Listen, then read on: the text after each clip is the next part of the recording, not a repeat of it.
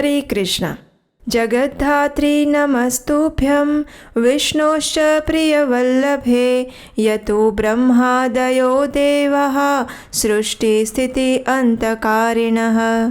अर्थात मैं उस जगत धात्री तुलसी देवी को प्रणाम करता हूँ जो कि भगवान विष्णु की प्रिय पत्नी है और जिनके कारण ही ब्रह्मा जी सहित अन्य देवता इस जगत के सर्जन, पालन और संहार का कार्य कर रहे हैं। हर प्रकार के फूलों और पत्तों में तुलसी सबसे श्रेष्ठ है। वे भगवान श्री विष्णु को अत्यंत प्रिय है, इसलिए उन्हें वैष्णवी के नाम से भी जाना जाता है। और इस समय हम तुलसी देवी के महात्म्य का गान करती हुई कथा यात्रा के अगले अध्याय के पड़ाव पर आ चुके हैं। पिछले अध्याय में हमने सुना कि भगवान शिव के भक्त राजा वृषध्वज को श्राप मिलने पर क्रोधित शिव जी सूर्य देव पर आक्रमण करने आते हैं। इससे भयभीत सूर्य देव, ऋषि कश्यप और ब्रह्मा जी भगवान नारायण की शरण ग्रहण करते हैं। उनका पीछा करते हुए शिव जी भी वैकुंठ में प्रवेश करते हैं। भगवान श्री हरि को प्रणाम और प्रार्थना अर्पित करने के बाद जब वे अपने भक्त के विषय में चिंता प्रकट करते हैं तो उसके उत्तर में भगवान नारायण उनसे कहते हैं, हे शंभो, दैव की इच्छा से अब तक दीर्घ काल बीत चुका है। यद्यपि वैकुंठ में अभी आधी घड़ी का ही समय बीता है, लेकिन पृथ्वी पर आपके द्वारा वर्णित संपूर्ण घटनाक्रम को हुए 21 युग समाप्त हो चुके हैं। आपके भक्त वृषध्वज को काल ने अपना ग्रास बना लिया है। इतना ही नहीं, उसका पुत्र रथध्वज भी अब अपना आयुष्य समाप्त करके पृथ्वी लोक से जा चुका है। इस समय पृथ्वी पर रथध्वज के 2 पुत्र हैं, जिनके नाम है धर्मध्वज और कुशध्वज। सूर्य देव के श्राप से आज भी वे श्रीहीन है। उनका राज्य भी उनके हाथ में नहीं है। उनके जीवन का एकमात्र उद्देश्य देवी लक्ष्मी की उपासना ही है और इसलिए उनकी पत्नियों के गर्भ से लक्ष्मी देवी अपनी एक कला से जब उनकी पुत्री रूप में प्रकट होंगी, तभी उनका राज्य, संपत्ति और श्री उन्हें पुनः प्राप्त हो पाएंगी। अतः हे महादेव, अब आप अपनी चिंता का त्याग करें और अपने धाम में पुनः लौट जाएं। भगवान के ये वचन सुनकर शिव जी का मन शांत हुआ और वे वापस अपने कैलाश धाम में आ गए। ब्रह्मा जी, सूर्यदेव और कश्यप ऋषि भी अपने अपने स्थान पर लौट आए। अब देखिए, भगवान श्री विष्णु ने धर्मध्वज और कुशध्वज के विषय में बताया था। उन दोनों भाइयों ने भगवती महालक्ष्मी देवी की घोर तपस्या की और उन्हें प्रसन्न किया। इसके फल स्वरूप उन्हें अपना साम्राज्य, श्री और संपत्ति पुनः प्राप्त हुई। कुशध्वज की पत्नी का नाम था मालावती। योग्य समय आने पर मालावती ने एक कन्या को जन्म दिया जो कि लक्ष्मी देवी का अंश थी। उस कन्या ने जन्म लेते ही वेद के मंत्रों का उच्चारण किया, इसलिए उसका नाम पड़ा वेदवती। आगे चलकर वे भगवान श्री विष्णु को पति रूप में प्राप्त करने हेतु तपस्या करने लगी और वहीं पर रावण द्वारा उसे प्रताड़ित करने की और रावण को श्राप मिलने की संपूर्ण कथा आती है। यही वेदवती अगले जन्म में भगवान श्री रामचंद्र की भार्या सीता देवी के रूप में प्रकट होती है। ये तो थी राजा कुशध्वज की पुत्र वेदवती की संक्षिप्त कथा। कुशध्वज के दूसरे भाई धर्मध्वज की भी एक सती पत्नी थी। उसका नाम था माधवी। उसने योग्य समय पर गर्भ धारण किया। जैसे जैसे उसका गर्भ बढ़ता गया, वैसे वैसे माधवी की शोभा भी बढ़ती गई।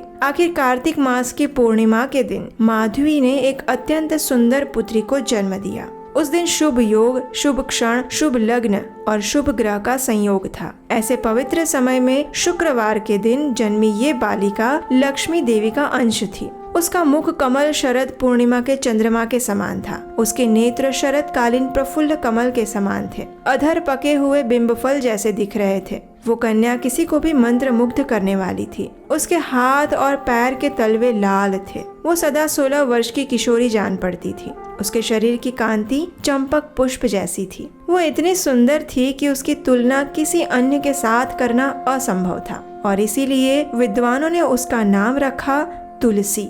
भूमि पर आते ही वो ऐसी सुयोग्य बन गई मानो वो साक्षात प्रकृति देवी हो। अब उसने निर्णय किया कि वह तपस्या करेगी और सबके मना करने के बावजूद भी उसने दृढ़ निश्चय पूर्वक बद्री वन की ओर प्रस्थान किया। उस स्थान पर उसने दीर्घ काल तक कठिन तपस्या की। इस तप द्वारा वो भगवान नारायण को अपने पति रूप में प्राप्त करना चाहती थी। गर्मी के समय में वो अपने आसपास 5 अग्नि की ज्वालाएं जलाकर तपस्या करती और सर्दियों के समय में ठंडे जल में रहकर तपस्या करती। वर्षा ऋतु में वो वर्षा के प्रवाह को सहन करते हुए खुले मैदान में जाकर तप करती। प्रारंभ में हजारों वर्षों तक वो सिर्फ फल और जल पर रही। उसके बाद हजारों वर्षों तक केवल पत्ते चबाकर और फिर हजारों वर्षों तक केवल वायु के आधार पर उसने अपनी प्राण शक्ति को टिका कर रखा। इतनी घोर तपस्या के कारण उसका शरीर क्षीण हो गया था। तुलसी देवी की घोर तपस्या से प्रसन्न होकर सृष्टि के रचयिता ब्रह्मा जी वहाँ प्रकट हुए। हंस पर विराजमान चतुर्मुख ब्रह्मा जी को अपने समक्ष देखकर तुलसी देवी ने उन्हें प्रणाम किया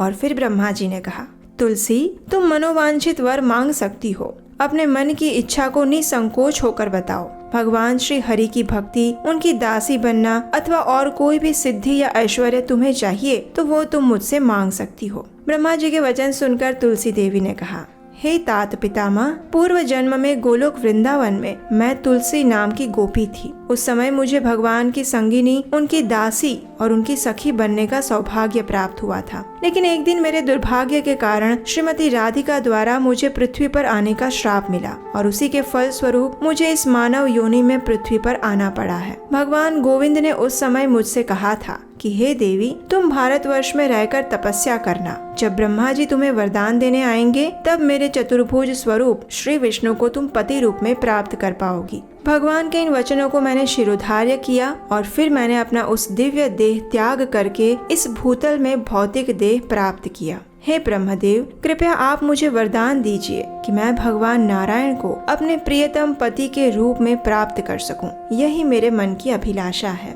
तुलसी देवी की बात सुनकर ब्रह्मा जी ने कहा, हे देवी, भगवान श्री कृष्ण के अंग से प्रकट एक गोप जिसका नाम सुदामा है, वो भी श्रीमती राधिका के श्राप के कारण इस समय पृथ्वीलोक में वास कर रहा है। उस परम तेजस्वी गोप को भगवान श्री कृष्ण का साक्षात अंश माना जाता है। श्राप के कारण उसे धनु वंश में जन्म लेना पड़ रहा है। तीनों लोकों में वह शंखचूड़ के नाम से प्रसिद्ध है। इस समय वह समुद्र में विराजमान है। भगवान श्री कृष्ण का अंश होने के कारण उसे पूर्व जन्म की स्मृति है और तुम भी पूर्व जन्म के सभी प्रसंगों से परिचित हो। इस जन्म में श्री कृष्ण का अंश शंखचूड़ तुम्हारा पति बनेगा और उसके बाद शांत स्वरूप भगवान नारायण तुम्हारे पति बनेंगे। भगवान की लीला द्वारा तुम्हें श्राप मिलेगा और फिर तुम एक पौधा बन जाओगी। वृक्ष बनकर रहते हुए तुम्हें इस जगत को पावन करने की शक्ति प्राप्त होगी। भगवान विष्णु तुम्हें प्राणों से भी अधिक प्रेम करेंगे। तुम्हारे पत्र के बिना उनकी पूजा और भोग निष्फल माने जाएंगे। वृंदावन में वृक्ष रूप में रहते हुए तुम वृंदावनी के नाम से जानी जाओगी। हे तुलसी देवी, मेरे वर के प्रभाव से तुम वृक्षों की अधिष्ठात्री देवी बन जाओगी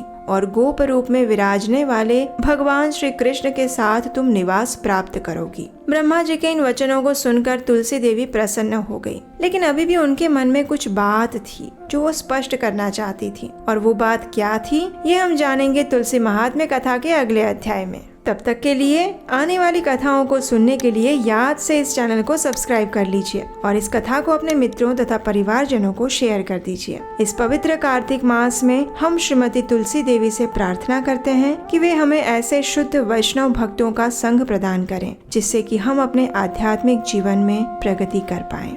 हरे कृष्णा।